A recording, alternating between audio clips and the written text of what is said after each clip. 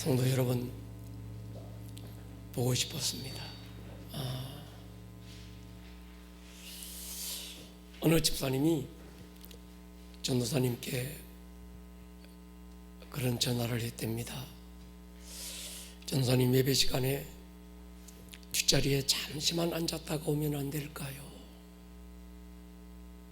그것도 안 되면 예배가 없는 시간에 예배당에 잠깐 앉았다가 올 수는 없을까요?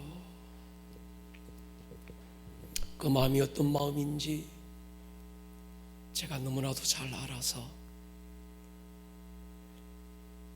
표현할 수는 없었지만 마음이 무너지고 말았습니다.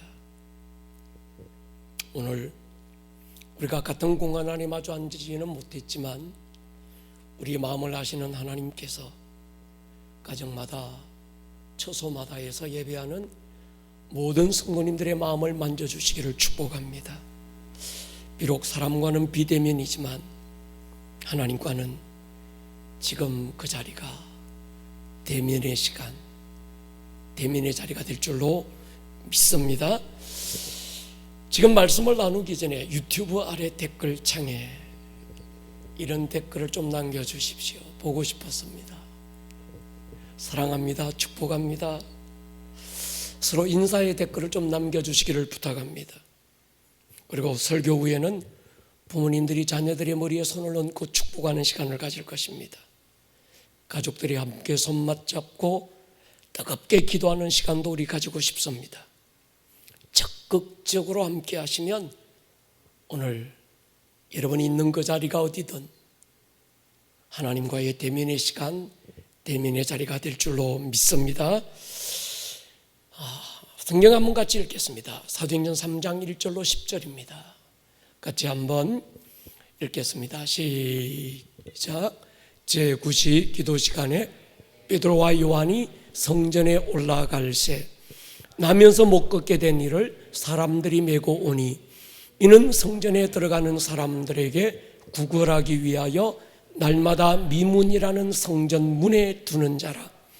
그가 베드로와 요한이 성전에 들어가리 함을 보고 구걸하거늘 베드로가 요한과 더불어 주목하여 이르되 우리를 보라 하니 그가 그들에게서 무엇을 얻을까 하여 바라보거늘 베드로가 이르되 은과 금은 내게 없거니와 내게 있는 이것을 내게 주노니 나사렛 예수 그리스도의 이름으로 일어나 걸어라 하고 오른손을 잡아 일으키니 발과 발목이 곧 힘을 얻고 뛰어서서 걸으며 그들과 함께 성전으로 들어가면서 걷기도 하고 뛰기도 하며 하나님을 찬송하니 모든 백성이 그 걷는 것과 하나님을 찬송함을 보고 그가 본래 성전 미문에 앉아 구걸하던 사람인 줄 알고 그에게 일어난 일로 인하여 심히 놀랍게 여기며 놀라니라.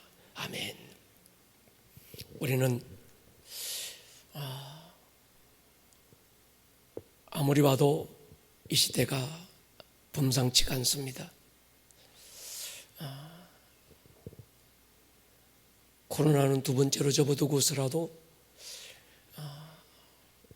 하나의 태풍이 지나가고 나면 또 다른 태풍이, 그 태풍이 마르기도 전에 또 다른 태풍이 오늘 이 시대를 덮치고 있습니다. 이런 상황 속에서 우리는 잠잠히 하나님 앞에서 오늘 이 시대를 하나님의 눈으로 바라볼 필요가 있는 거죠. 마지막 때를 어떻게 살까? 마지막 때의 매뉴얼을 우리는 처음 교회 때인 사도행전에서 찾으면서 지난 10days 리바이벌을 시작으로 매주 금요 철야 기도회를 통해서 사도행전을 돌아보고 있습니다. 지금은 사도행전의 또로 돌아가야 될 때입니다. 그 시대 그네들의 영성과 열정과 신앙으로 돌아가야 합니다. 사도행전으로 돌아가자 이 말은 듣기 좋은 구호, 하기 좋은 말도 아니지요. 이건 우리의 실제여야 합니다. 사도행전 1장 성령이 임할 것이니 예루살렘을 떠나지 말고 아버지의 약속하신 성령을 기다리라. 성령이 임하시면 너희가 권능을 받고 땅 끝까지 이르러서 내 증인이 될 거라는 약속의 내용입니다. 구약에서 하나님은 아들 예수님을 기다리게 하셨고 아들 예수님 십자가 지고 부활하신 후 하늘로 가시면서 성령님을 기다리게 하셨습니다. 사도행전 2장은 약속하신 대로 성령이 마가의 다락방에 임하시면서 교회가 태동되는 과정과 배경을 우리에게 보여주었습니다. 교회는 사람이 임의로 만든 조직, 필요에 의해서 세워진 공동체가 아닙니다. 예수님이 하늘로 가시면서 그 가슴 속에 담고 계셨던 교회 하나 이 땅에 끄집어내셨고 성령님이 임하시면서 교회의 문이 열렸습니다. 오늘부터 사도행전 3장에서는 성령의 권능으로 세워진 교회가 세상에서 어떤 힘과 능력으로 영향력을 주는지 우리 살펴보면서 오늘 이 안타까운 이 시대 교회들이 날개가 꺾여서 힘없이 추락하고 있는 초라한 이 모습을 보면서 다시 한 번 더 교회의 영광과 그 힘이 회복되는 그 시간이 될 수 있기를 주님의 이름으로 축원합니다. 교회는 유기체적인 존재로서 살아있는 주 예수님의 몸이지요. 유기체라는 말은 부분과 전체가 하나의 목적으로 움직이는 살아있는 조직을 말합니다. 바울은 교회의 머리는 주 예수님이고 우리 모두는 신체의 각 부분이라고 설명했습니다. 머리의 지시와 통제를 받는 모든 몸은 하나의 목적과 하나의 방향을 향해서 일사불란하게 움직입니다. 여러분, 만약에 신체가 각각 따로 움직인다면 어떻게 될까요? 머리는 이 말을 하라고 하는데 내 입은 다른 말을 해요. 머리는 오른쪽으로 가라고 그러는데 내 발은 자꾸 왼쪽으로 가려고 합니다. 주님의 몸된 교회는 각 신체의 부분이 움직이고 싶은 대로 움직이는 것이 아니라 머리 대신 예수님이 지시하시는 대로 방향을 같이 하고 움직여야 합니다. 교회가 시작되는 사건이 사도행전 3장인데 자세히 보면 교회는 인간들끼리 모여 합의해서 조직을 만들고 임원 구성하고 단체를 운영할 수 있는 기본 회칙 만들어서 시작된 게 아닙니다. 교회는 성령의 강력한 능력으로 출발합니다. 성전 미문에 앉아 구걸하던 안전뱅이를 일으킨 이 사건이 계기가 돼서 교회의 천문이 열리게 됩니다. 여러분, 이것이 교회입니다. 바울이 말한 것처럼 우리의 믿음은 사람의 지혜에 권하는 말로 만들어진 믿음이 아닙니다. 성령의 나타나심과 그 능력으로 우리의 믿음은 세워졌습니다.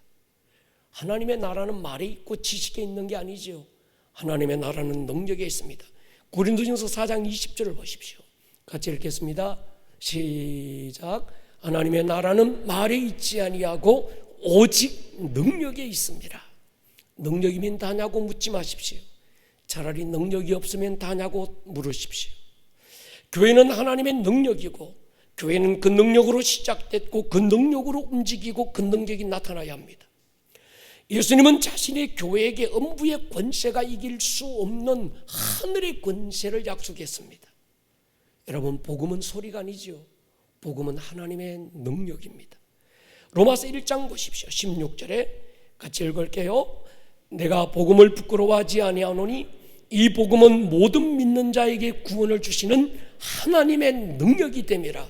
먼저는 유대인에게요 그리고 헬라인에게로다. 맞습니다. 복음은 하나님의 능력입니다. 복음은 말이 아닙니다. 복음은 소리가 아닙니다. 복음은 지식이 아닙니다. 복음은 교리가 아니지요. 복음은 하나님의 능력입니다. 고린도후서 10장을 보십시오. 4절이죠. 우리의 싸우는 무기는 육신에 속한 것이 아니요 오직 어떤 견고한 진도 무너뜨리는 하나님의 능력이라는 거예요. 우리는 그 복음을 받았고 교회는 그 하나님의 능력인 복음이 교회를 움직이고 있습니다. 십자가는 기독교의 상징이 아니라 하나님의 능력이지요. 같이 읽을까요? 고린도서 1장 18절입니다. 십자가의 도가 멸망하는 자들에게는 미련한 것이요 구원을 받는 우리에게는 하나님의 능력이라. 여러분, 그렇습니다. 십자가는 그저 폼나게 세워놓은 상징적인 어떤 하나의 상징물이 아닙니다. 십자가는 하나님의 능력입니다. 그러므로 우리의 믿음에는 이론적인 교육도 있고 종교적인 의식도 있지만, 그러나 종교적이고 이론적인 담을 넘지 못한다면 그 신앙은 죽은 겁니다. 최고의 이론은 경험에서 나오고 능력에서 확정됩니다. 경험으로 증명되지 못한 지식은 이론이지요. 살아있는 믿음은 삶을 통해 보여주고 증거할 수 있는 능력이 있어야 합니다. 나의 믿음이 삶에서 능력으로 역사하지 못한다면 죽은 거지요. 성경을 아무리 많이 알고 있고 신앙의 경력이 아무리 화려할지라도 말씀대로 살아내지 못한다면 그 신앙은 죽은 겁니다. 내가 가진 믿음이 내 상처를 이겨내고 내 절망을 일으키고 내 연약함을 극복하는 힘이 있어야 합니다.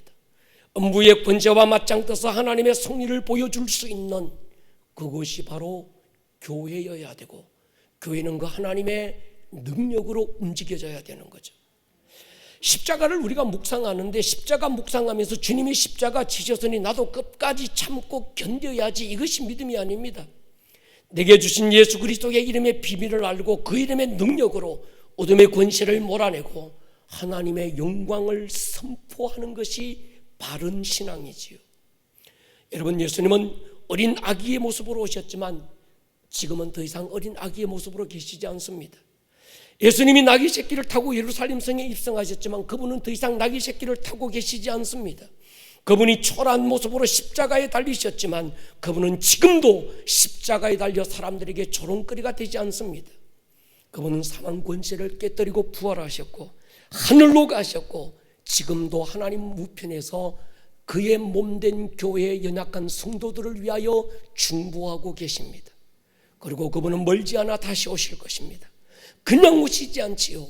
만왕의 왕으로 철장의 권세를 가지고 심판주로 오실 줄로 믿습니다. 모든 피조물이 그 발 앞에 무릎을 꿇게 될 것입니다.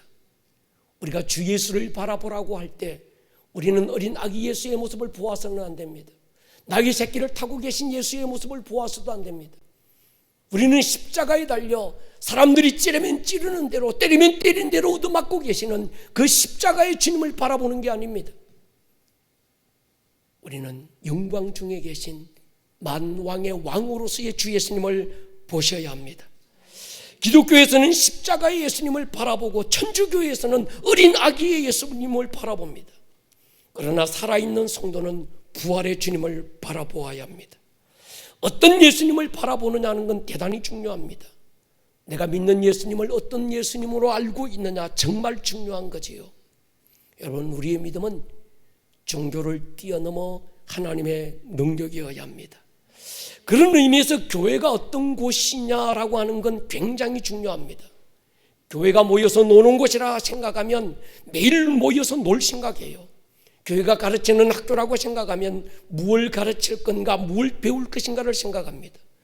교회가 남 퍼주는 구제기관이라고 생각하면 매일 가난한 사람 어떻게 나누어줄 건가를 생각합니다.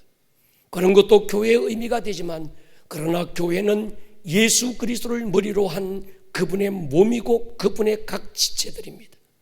여러분, 그러므로 교회 안에는 사람의 냄새가 아니라 그리스도 예수의 향기가 나야 합니다. 예수님의 향기는 착하라, 선해라, 뭐 바른 말해라 그런 게 아닙니다. 갈보리 언덕을 적셨던 예수의 피냄새가 진동하는 곳이 교회여야 합니다.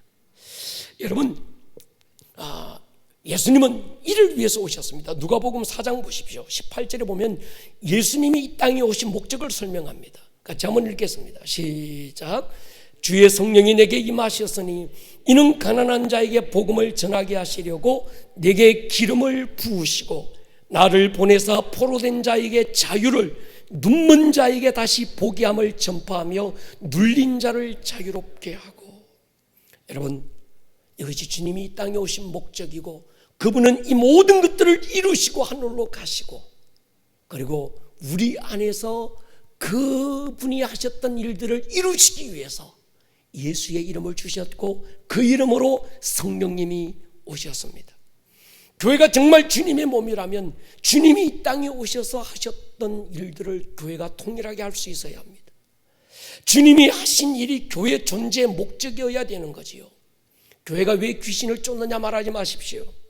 예수님이 귀신을 쫓았다면 그의 몸된 교회도 귀신을 쫓아야 당연한 것 아닐까요?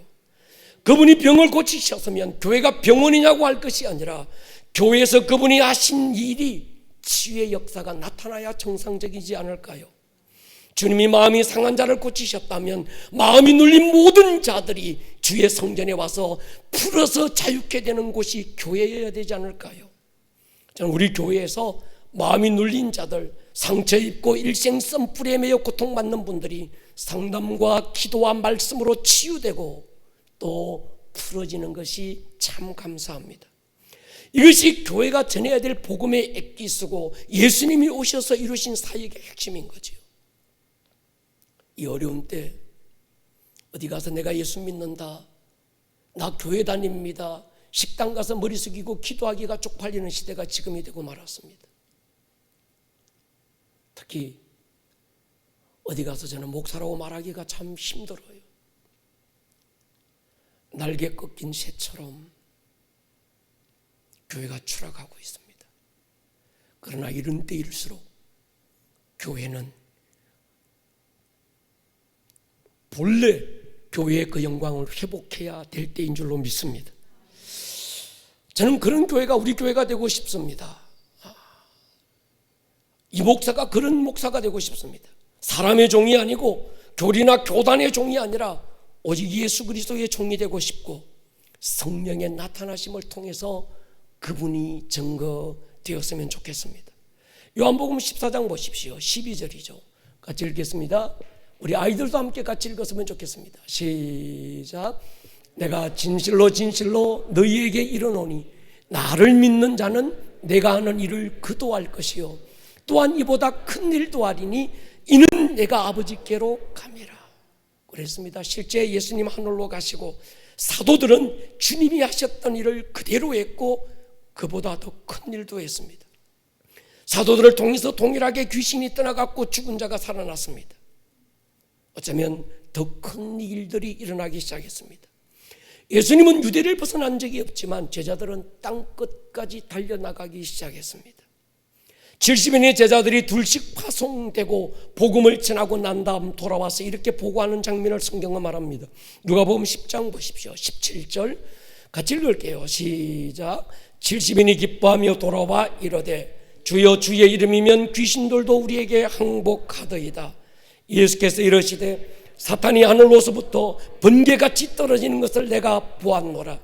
내가 너희에게 뱀과 정갈을 밟으며 원수의 모든 능력을 제어할 권능을 주었으니 너희를 해칠 자가 결코 없으리라.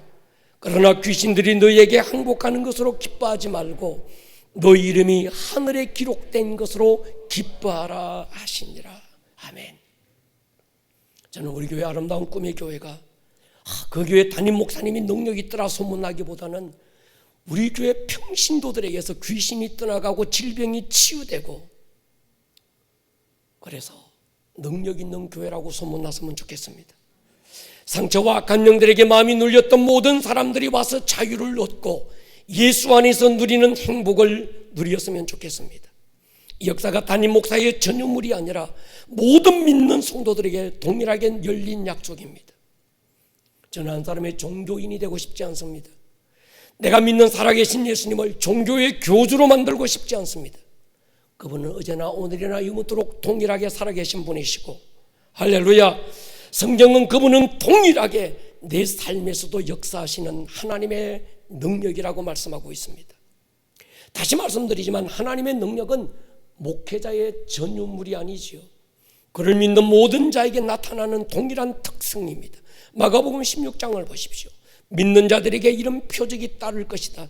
곧 그들이 내 이름으로 귀신을 쫓고 방언을 말하고 뱀을 집어올리고 무슨 독을 마실지라도 해를 받지 않고 병든 사람에게 손을 얹은 적 나으리라. 여기서 믿는 자들은 목회자를 얘기하는 게 아닙니다. 주 예수님을 나의 구주로 믿고 고백하는 모든 성도들을 말하고 있습니다. 이것이 우리 교회의 비전이고 핵심 가치입니다.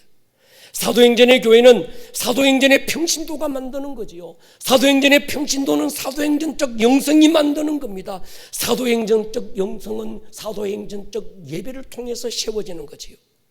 사도행전적 예배는 사도행전적 예배자가 만드는데 그 예배자들의 특징이 있습니다. 바로 기도입니다. 능력 있는 기도, 살아있는 교회는 기도가 살아있습니다. 오늘 본문을 보십시오. 사도행전 3장 1절 보면요, 제9시 기도 시간에 베드로와 요한이 성전에 올라갔다. 그들은 정해진 기도의 시간을 가지고 있었습니다. 시간 나면 기도한다고 말하지 마십시오. 기도할 시간은 따로 정해져 있지 않습니다. 남는 시간은 기도할 수 없는 방향으로 흐르지 기도의 자리로 우리를 절대로 몰고 가지 않습니다. 교회가 정한 기도의 시간에 구경만 하지 말고 함께 뛰어들어 보십시오. 여러분들 아름다운 꿈의 교회 밴드를 확인하십시오. 지금은 나라와 교회를 위해서 우리가 40일간 금식하고 릴레이하며 기도하고 기도표와 묵상과 찬양을 통해서 함께 나누고 있습니다. 같은 물에 뛰어들면 같이 젖어들게 될 줄로 믿습니다. 베드로와 요한은 정해진 기도의 시간을 가지고 있었어요. 이것이 그들의 능력의 배경이었습니다. 쌓여진 기도는 정해진 시간과 습관을 통해서 만들어집니다. 성도의 능력의 뿌리는 쌓여진 기도를 대신할 수 없습니다. 예수님도 정해진 기도의 시간이 있었어요. 누가복음 22장 보십시오. 같이 읽을까요? 시작. 예수께서 나가사 습관을 따라 감람산에 가시매 제자들도 따라갔다. 습관을 따라 기도하셨다는 말은 예수님은 정해진 기도의 시간을 가지고 있었다는 거예요.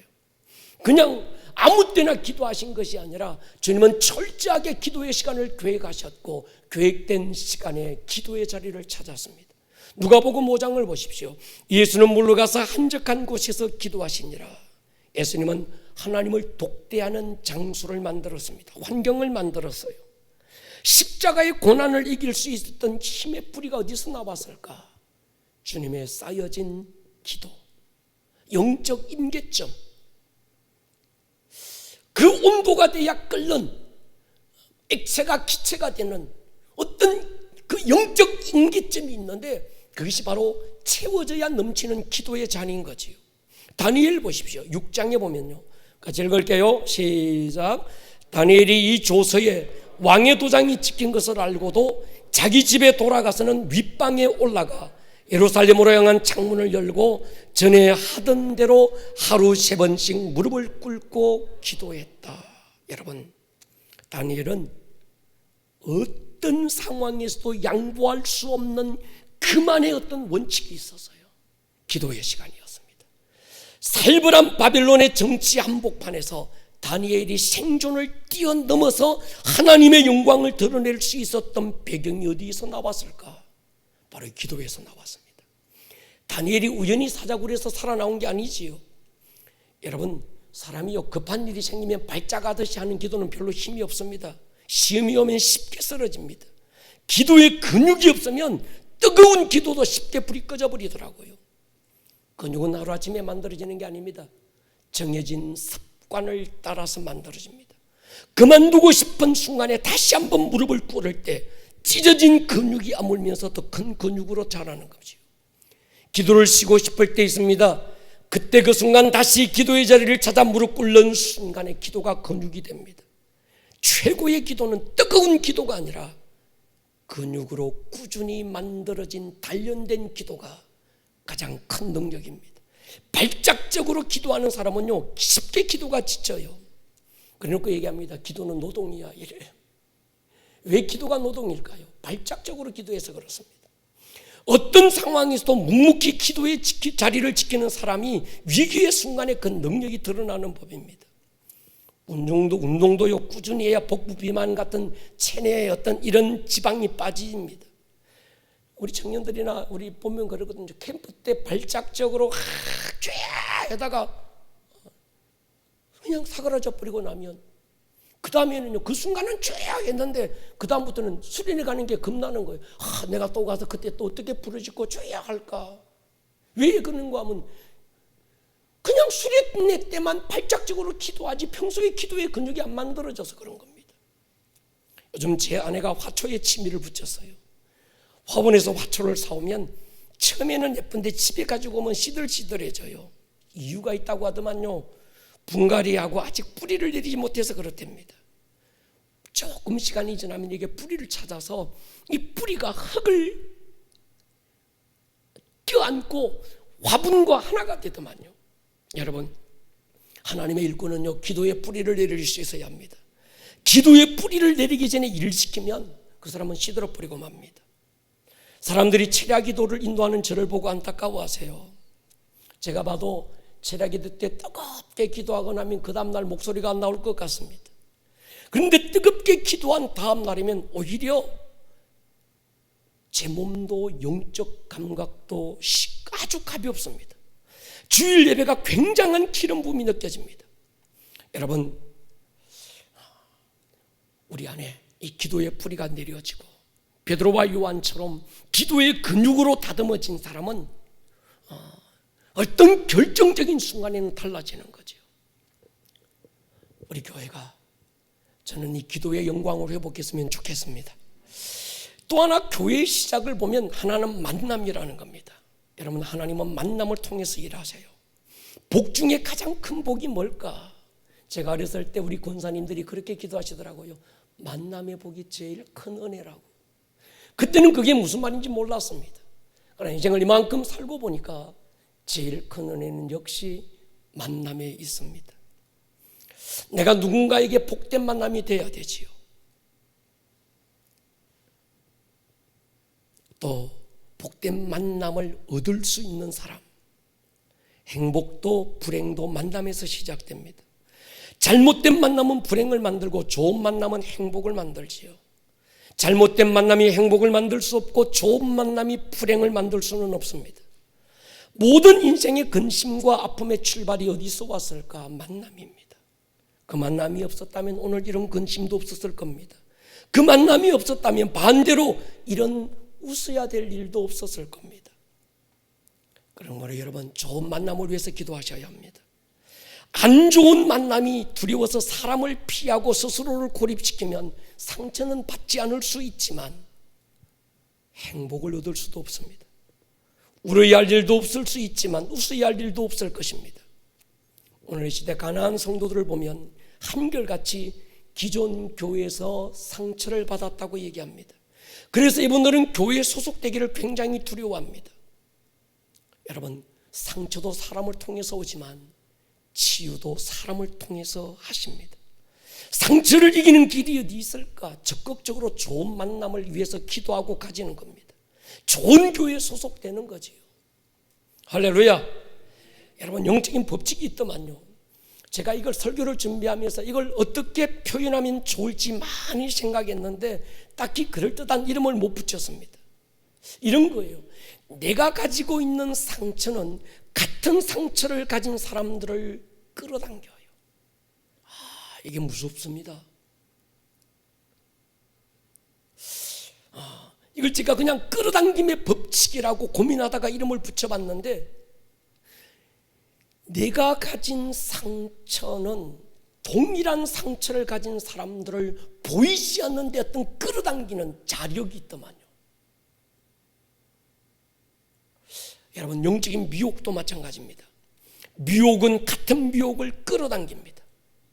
상처가 무서운 것 가운데 하나가 같은 상처를 끌어당긴다는 데 있습니다.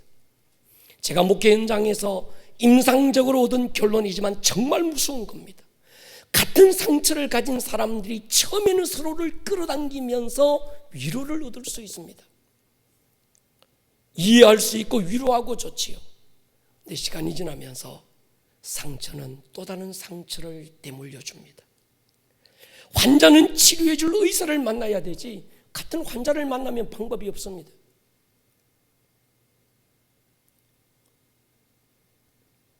나는 저 사람 만나면 편해요. 어쩌면 같은 상처를 가지고 있을지도 모릅니다.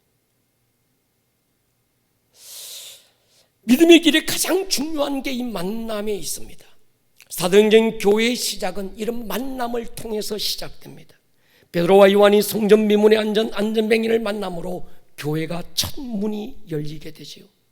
베드로와 요한은 성령으로 충만하고 기름 부음이 넘쳤습니다. 여러분, 우리가 성령 충만 달라고 기도해야 되고 내게 더 많은 기름 부음을 달라고 기도해야 됩니다. 그러나 성령 충만 받아야 되는 이유가 뭘까요? 충만한 기름 부음을 얻어야 되는 이유가 뭘까요? 내 안에 간직하고 싶어서 아니지요. 내 안에 충만한 성령의 기름 부음이 누군가에게로 흘려보내기 위해서 우리는 충만함을 갈망해야 합니다. 여러분, 그렇습니다. 누군가에게 주기 위해서가 아니라고 한다면 오늘 내가 가진 게 아무 의미가 없습니다. 교회가, 성도들이, 목회자가 능력이 있어야 되는 이유가 여기 있습니다. 가진 것이 없는 자는 줄 것도 없고 힘이 없는 자는 베풀 자비도 없습니다. 가지기 위해서 가지려고 하면 얻을 수도 없습니다. 하나님은 누구에게 주실까? 주기 위해서 가지려고 하는 자에게 더하여 주시는 거죠. 돈도 힘도 지식도 마찬가지입니다. 성령님의 권능과 은사도 마찬가지입니다. 하나님, 내게 채우셔서 나를 축복의 통로로 사용하셔서 누군가에게 하나님의 은혜가 강물처럼 흐르는 통로가 되게 해주십시오. 하나님의 인도는 만나야 될 사람을 만나게 하는 거지요. 성령님의 인도는 구체적으로 만나야 될 사람을 만나게 하십니다. 나를 도울 자도 만나게 하시지만 내가 도와주어야 될 사람을 만나게 하지요. 만나서 나를 주라는 게 아닙니다. 예수님을 주고 성령님을 주고 복음을 주고 믿음을 주고 은혜를 나누는 거죠. 예수 이름의 능력으로 묶인 것을 풀어주고 영적 억압으로부터 풀어줘야 됩니다. 하나님의 인도는 나에게 주신 영향력을 나누어 줄 사람을 만나게 하시고 내게 필요한 영향력을 줄 사람을 만나게 하는 거예요. 여러분, 하루를 시작하기 전에 하나님께 이렇게 기도하셔야 합니다. 하나님, 오늘도 만나야 될 자를 만나게 해주십시오. 그에게 내게 주신 하나님의 은혜를 나누게 해주십시오. 내게 주신 감동과 내게 주신 하나님의 그 축복을 내가 나누어 줄 자를 만나게 해주십시오. 이 기도를 하면요, 하나님이 그 사람도 만나게 하지만 그 사람에게 주게 하기 위해서 내게 먼저 더 많은 것으로 채우시는 분입니다. 특히 우리 청년들이 이 만남의 복을 위해서 또한 선한 영향력을 위해서 기도를 많이 해야 되는 이유가 여기 있습니다. 여러분, 인간적인 스펙이나 외모는 이 유효기간이 굉장히 짧습니다. 일반적으로 청년들이 결혼 대상자를 고를 때 몇 명이나 만나보고 결정할까요? 제가 생각할 때 인생을 걸고 청춘 사업하는 꾼이 아니라면 대개의 경우 50명 내외, 모태 솔로인 경우에는 한두 명 만나고 배우자를 결정하더라고요. 하나님이 주시는 만남의 복이 없이 어떻게 행복한 배우자를 만날 수 있겠어요? 몇 사람 만나고 그 사람 중에 내 일생을 함께 나눌 배우자를 선택해야 된다면 만나게 되는 소수의 그 사람들을 위해서 우리가 기도해야 되지 않을까요? 왜 퀸카를 만나지 못할까? 내게는 왜 퀸카가 없을까? 고민할 것 없습니다. 먼저 기도로 준비되어야 합니다. 루시의 인생이 어떤 인생입니까? 처절할 정도로 절망적이었던 여자입니다. 남편 죽고 더 이상의 소망이 없어서 난민이 돼서 다른 나라로 옵니다. 아무것도 없는 빈손입니다. 반겨줄 사람, 손 내밀 사람 아무도 없습니다. 자기를 이끌고 데리고 나오미는 또 누군가요? 스스로 자신을 마라 쓴물로 표현한 것처럼 소망 없는 쓴물 같은 인생이 바로 그 시어머니 나오미였습니다. 그런데 그랬던 그 여인의 인생이 어떻게 단물로 바뀌었습니까? 보아스라고 하는 한 남자를 만나면서 인생이 바뀌었습니다. 많은 남자 가운데 고른 게 아닙니다. 그냥 한 끼 한 끼 때우고 시어머니 봉양하기 위해서 남의 추수밭에 이삭 줍다가 어떤 한 남자의 밭으로 걸어가게 된 것이 그 여인의 인생을 바꾸는 충분한 계기가 됐던 거지요. 이삭의 인생이 어떻게 달라졌습니까? 리브가라는 여인을 잘 만난 거예요. 여자 잘 만나면 인생이 달라지고 남자 잘 만나면 인생이 달라지는 거지요. 그것보다 내가 누군가에게 좋은 만남이 되기 위해서 자기를 가꾸고 준비하는 게 필요합니다. 가끔씩 나이를 조금 먹어가는 청년들이 불안한 마음에 저를 찾아와서 얘기해요. 목사님, 내 배우자는 언제 나타날까요? 나도 연애 한번 해봤으면 좋겠어요. 자기가 잘 준비되면요, 하나님은 준비된 만남을 그에게 허락합니다. 자신은 준비되지 못하고 매일 좋은 만남을 달라고 기도하면 자기에게는 복이 될지 모르지만 상대는 저주가 되는 거지요. 하나님은 절대로 그런 만남을 허락지 않습니다. 나를 잘 준비하고 있으면 준비된 누군가를 만나게 하는 거지요. 축복된 만남을 통해서 하나님의 축복은 열리고, 잘못된 만남을 통해서 불행의 문이 열리는 거지요. 좋은 은사를 가지는 것도 중요하고, 물려받은 좋은 유전인자를 가지는 것도 중요합니다. 내가 얼마나 많이 배웠다, 스펙도 굉장히 중요합니다. 제가 나이를 이만큼 먹고 목사로서 30년 인생을 살고 내린 결론이 있습니다. 그것보다 더 중요한 게 있습니다. 만남입니다. 축복된 만남이죠. 내가 가진 것이 아무리 좋은 것을 가져도 그것을 나타낼 수 있는 만남이 없다면 그건 화석이 됩니다. 저는 제주에 능력 있는 사람들을 굉장히 많이 봤습니다. 근데 그 좋은 능력과 은사가 드러나지 못하고 창고에 쌓여서 고물이 되는 사람들도 많이 보았습니다. 내가 가진 은사와 능력을 사용할 수 있는 사람, 하나님이 내게 주신 비전과 부르심을 함께 나눌 수 있는 필들을 위해서 기도하고 사람을 위해서 기도해야 합니다. 하나님의 인도와 성령님의 감동은 우리를 그렇게 좋은 축복된 사람과의 만남으로 이끌어 가시는 거예요.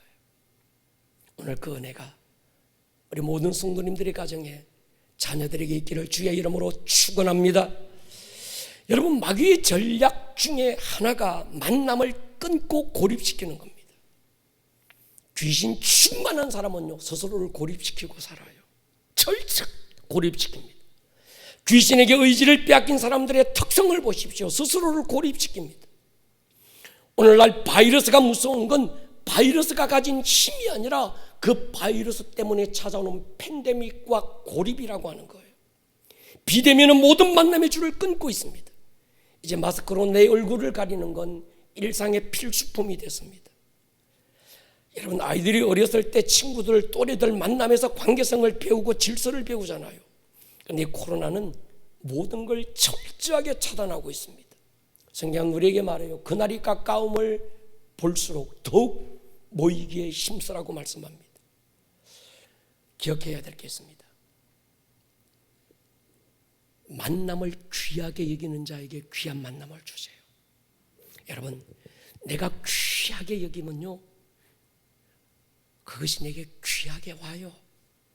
내가 천하게 여기면요, 천한 게 옵니다. 제가 저희 아들에게 10년 전에 지갑을 하나 사줬어요. 장지갑.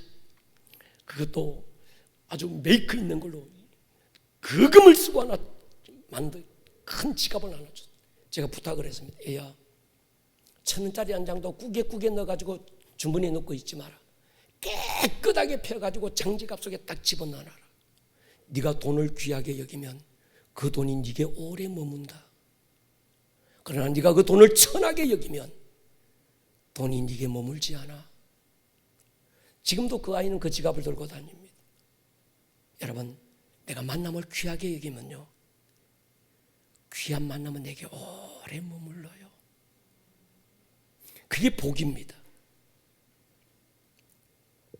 모든 만남에는 하나님의 메시지가 있어요. 저는 누구를 만나더라도 그 사람과 만나 대화하지만 영어로는 기도합니다. 하나님, 오늘 내가 이분을 그냥 만난 게 아니라 하나님께서 이분을 내게 만나게 하셨다면 이분에게 내가 무엇을 말씀하기를 원하십니까? 이분과의 만남 속에 하나님의 어떤 메시지가 있는지를 찾고 있습니다. 어떤 만남도 소홀히 여기지 마십시오. 내가 만나는 그 사람을 최고의 VIP로 대우하십시오. 가장 중요한 내 인생의 VIP가 누굴까? 지금 만나고 있는 그 사람입니다. 하루를 시작하기 전 새벽 기도의 자리에서 잊지 않고 하는 기도가 있습니다. 만남에 대한 기도지요. 하나님, 오늘도 꼭 만나야 될 자를 만나게 해주십시오. 그러나 만나지 않아 유익하다면 피할 길을 열어주십시오. 그러나 내가 누구를 만나더라도 그 사람이 나를 통해서 살아계신 하나님을 만나게 해주십시오. 또 하나 중요한 게 있습니다. 오늘 내가 만나는 만남에는 틀림없이 하나님의 메시지가 있지만 그 메시지를 듣는 데서 끝나면 안 됩니다. 그 만남이 또 다른 누군가에게로 만남이 흘러가야 합니다. 내가 어떤 누군가를 만나서 그 만남이 축복된 만남이었다면 나와의 만남에서 끝나면 안 되지요. 내가 그 사람과의 브릿지가 돼서 누군가에게로 그 만남이 이어질 때 만남 속에 주신 복은 배가가 되어서 흐르기 시작합니다. 요셉을 통해서 알게 된 게 이거지요. 요셉은 만남의 복을 귀하게 여긴 사람입니다. 하나님은 만남을 통해서 역사한다는 사실을 그는 알고 있었습니다. 그래서 감옥 안에서 만난 그 사람도 굉장히 그 만남을 귀하게 여깁니다. 그 한 번의 만남을 통해서 바로 왕 앞에 서게 될 걸 알고 술 빚는 관원장이 추록할 때 신신당부하잖아요. 창세기 40장 보십시오. 14절을 같이 읽겠습니다. 시작. 당신이 잘 되시거든 나를 생각하고 내게 은혜를 베풀어서 내 사정을 바로에게 아뢰어 이 집에서 나를 건져 주소서. 비록 주 예수의 신분으로 만났 어찌 보면 잘못 비켜간 만남이지만 그 만남을 통해서 자기가 감옥에서 나오게 되고 자기가 바로 왕 앞에 서게 되고 자기 인생이 달라지고 자기를 통한 하나님의 꿈이 이루어지고 자기를 통해서 나라와 민족이 구하게 될 걸 이 요셉은 알고 있었던 거지요.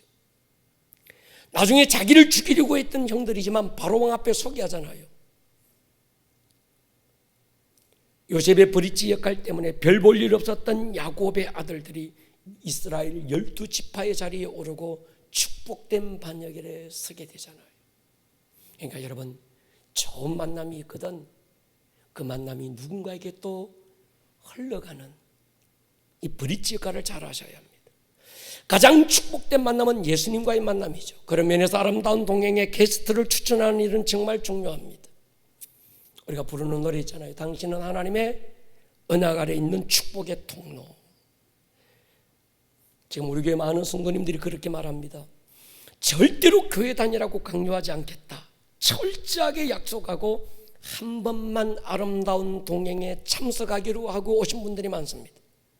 지금은 그때 자신을 동행의 게스트로 추천하고 데리고 와주어서 얼마나 고마워하는지 모릅니다. 주변을 들어 한번 눈을 들어 주변을 보십시오. 아마 여러분들 주위에 아름다운 동행에 초대할 사람들이 굉장히 많을 겁니다. 목사님, 오늘 시기를 보십시오. 모든 사람들이 교회를 덩젓고 교회를 욕하고 교회에 대한 반정서가, 반감을 가지는 정서가 굉장히 일어나고 있습니다. 그리고 수많은 사람들이 비대면으로 철저하게 고립되고 있습니다. 그러나 저는 한 가지 희망을 가집니다. 그런 때일수록 많은 사람들이 진정한 만남을 그리워할 겁니다. 이런 때이기 때문에 자기들의 모든 절망을 해결해 줄 수 있는 어떤 초월적인 예수 그리스도에 대한 갈망이 이 시대는 더 갈급하게 일어나리라고 저는 믿습니다.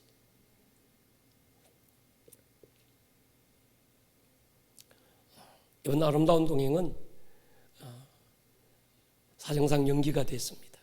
그러나 그렇게 길게 연기되지는 않을 것 같습니다. 하나님께서 우리에게 조금 더 시간을 주셨어요. 이런 때 여러분들 주위에 눈을 한번 들어보십시오. 하나님이 예비된 사람이 있습니다. 전도는요, 내가 하는 게 아닙니다. 하나님이 준비하신 사람을 만나는 거예요. 동의하십니까? 예. 초대 만찬에 한 번만 가자고 약속하십시오. 한 번 와서 인생이 변화된 사람들이 얼마나 많습니까? 여러분, 십자가는 연결이지요. 브릿지지요. 하나님의 손과 죄인의 손을 맞잡게 하는 것이 십자가입니다. 우리는 이것을 전도라고 이름하고 멀리 있는 사람들에 연결할 때는 선교라고 부릅니다.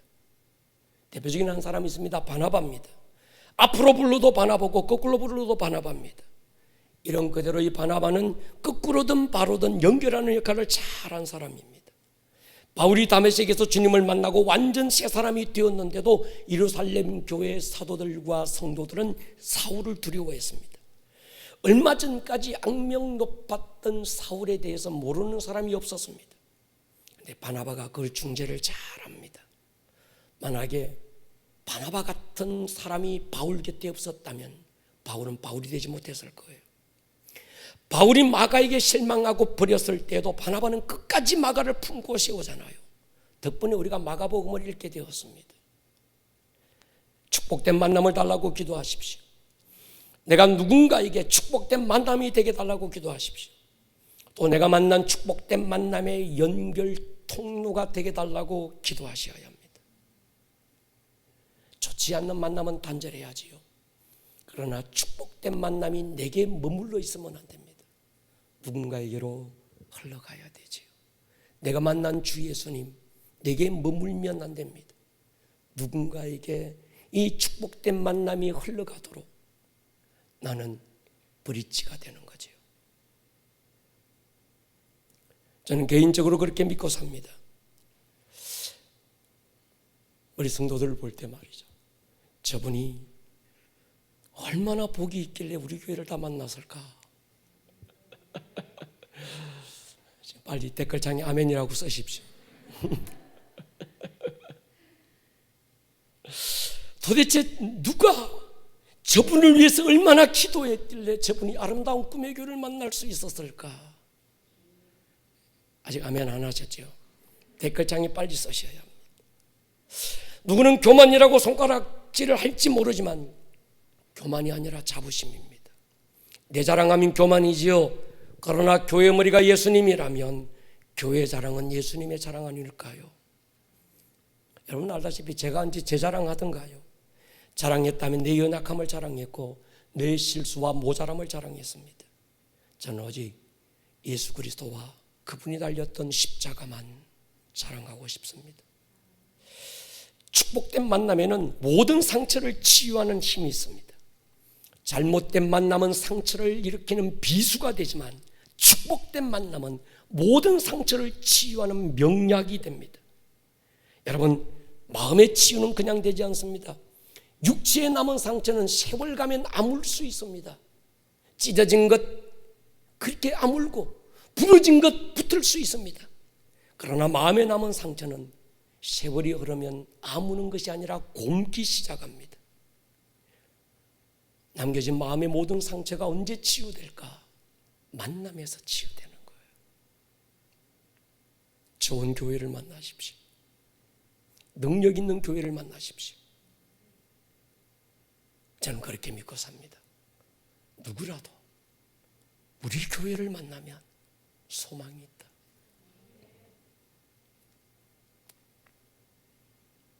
그 같은 사람이라도 아름다운 꿈의 교회를 만나면 인생이 달라질 수 있다. 우리 교회는 이런 치유하는 만남이 되고 싶습니다. 여러분 그걸 위해서 기도해 주셔야 합니다. 하나님, 누구라도 저 문을 열고 들어오는 자들이 우리 교회를 통해서 주 예수님의 손을 잡게 해주십시오. 베데스다 연못가에서 38년 된 중풍병자의 손을 잡고 일으키셨던 주님의 손. 나병이라는 것 때문에 가족에게 소외되고 버림받고 하나님의 성전에 마저 들어올 수 없었던 인생의 가장 절망의 나락에서 틈에 나는 저주받았다 소리쳤던 그 사람들이 주 예수님께서 그의 몸에 손을 대는 순간에 나병이 치유됐던 것처럼 우리 교회가, 저는 그런 교회가 되고 싶습니다. 누구라도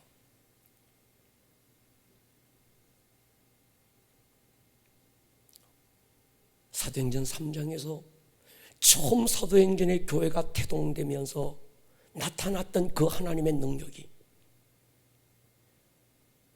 성전 미문에 앉아있던 그 안전뱅이가 나사렛 예수 그리스도의 이름 앞에 일어나 긋고 뛰고 하나님을 찬미했던 것처럼 그런 역사가 오늘 이 시대 동일하게 우리 교회를 통해서도 일어났으면 좋겠습니다.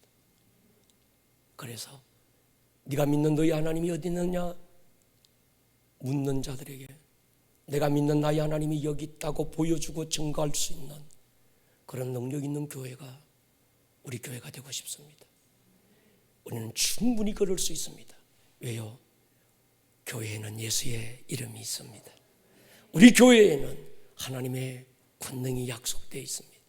음부의 권세를 박살내고 세상이 감당할 수 없는 하나님의 권능이 우리 교회에 있습니다. 머리를 한번 숙여볼까요? 여러분, 시간이 많이 늦었습니다. 그러나 오늘 이 시간은